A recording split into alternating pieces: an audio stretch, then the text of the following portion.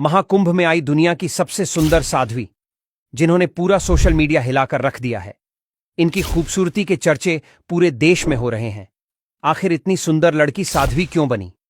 क्या यह ढोंग कर रही है? क्या है इसके पीछे की सच्चाई? आइए जानते हैं। महाकुंभ 2025 में एक और हैरान कर देने वाली कहानी सामने आई है, जो सभी को चौंका रही है। इस बार चर्चा में है एक खूबसूरत अघोड़ी साध्वी हर्षा रिछारिया। हर्षा रिछारिया, जो पहले एक मॉडल और एक्ट्रेस थीं, अब महाकुंभ में साध्वी के रूप में नजर आ रही हैं। पहले फिल्मों में अपनी खूबसूरती और स्टाइल से पहचान बना चुकी हर्षा अब पूरी तरह से अलग रास्ते पर चल पड़ी हैं।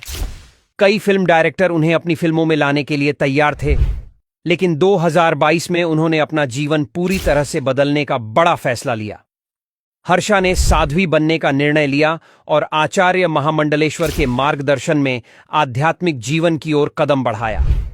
यह निर्णय उनके लिए आसान नहीं था, लेकिन हर्षा ने अपनी पुरानी जीवन शैली को छोड़कर एक साधारण और शांति से भरा जीवन अपनाया।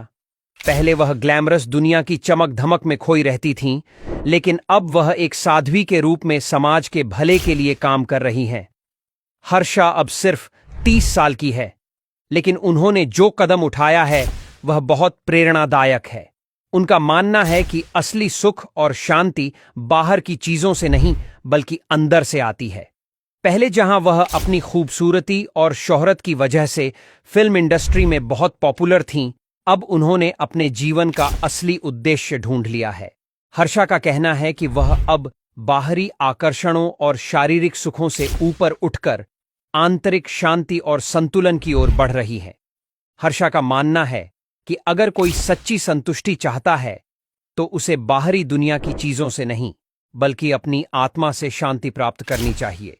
यही कारण है कि उन्होंने अपनी सारी आकर्षक चीजों को छोड़कर साध्वी बनने का निर्णय लिया। अब हर्षा का जीवन केवल अपनी आत्म उन्नति तक सीमित नहीं है, बल्कि वह समाज में एक अच्छा बदलाव लाने की कोशिश कर रही हैं। इस सफर में हर्षा ने अपने जीवन को पूरी तरह से भगवान के प्रति समर्पित कर दिया है।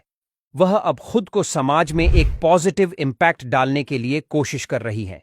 उनका कहना है कि साध्वी बनने के बाद उन्हें आंतरिक शांति और संतुलन मिला है, और यही शांति उनका जीवन अब और भी सफल बना रही है। हर्षा को असली सुख और संतुष्टि कभी भी बाहरी दुनिया की चमक दमक में नहीं मिलती, बल्कि यह तो हमारे अंदर की शांति और संतुलन से आती है। वह इस साध्वी जीवन के जरिए समाज में बदलाव लाने की कोशिश कर रही हैं, और उनके अनुयायी अब इस बदलाव का हिस्सा बन रहे हैं।